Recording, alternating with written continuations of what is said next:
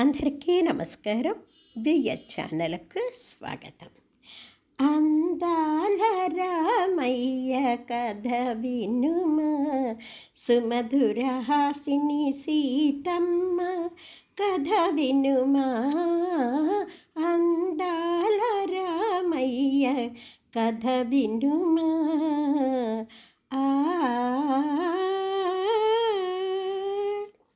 జై శ్రీరామ్.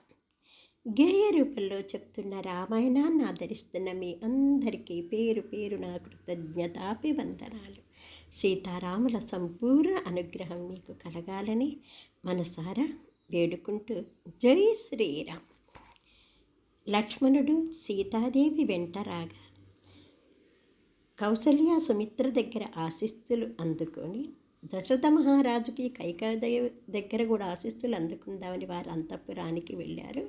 సీతారామ లక్ష్మణుడు దుఃఖభారంతో, పశ్చాత్తాపంతో, ఆవేదనతోటి, సిగ్గుతోటి కుంగిపోతూ ఉన్నాడు దశరథ మహారాజు.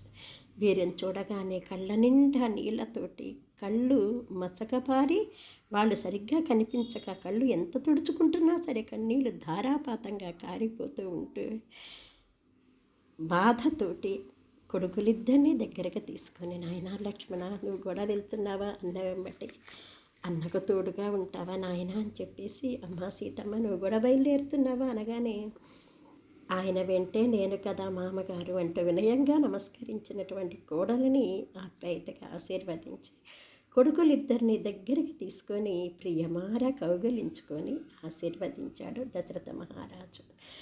మళ్ళీ జన్మలో ఇంకా వాళ్ళని చూస్తానో లేదో, వాళ్ళు వచ్చిన దాకా తను బతికి ఉంటానో లేదో అని ఆవేదనతోటి వారిని కన్నుల నిండుగా ఇలా చూసుకొని వారు వెళ్ళటానికి అనుమతించాడు. కైకమ్మకు కూడా నమస్కరించి వారు తోడుగా తమ్ముడు లక్ష్మణులు తోడురాగా, తోడుగా తమ్ముడు లక్ష్మణులు తోడైరాగా, నీడగా ప్రియ పత్ని సీతమ్మ వెంట నడవగా, నీడగా ప్రియ పత్ని సీతమ్మ వెంట నడవగా, విడలేమని ప్రజానీకము బాధతో వీడ్కోలియగా, విడలేమని ప్రజానీకము బాధతో వీడ్కోలియగా, కదలినాడు రాఘవుడు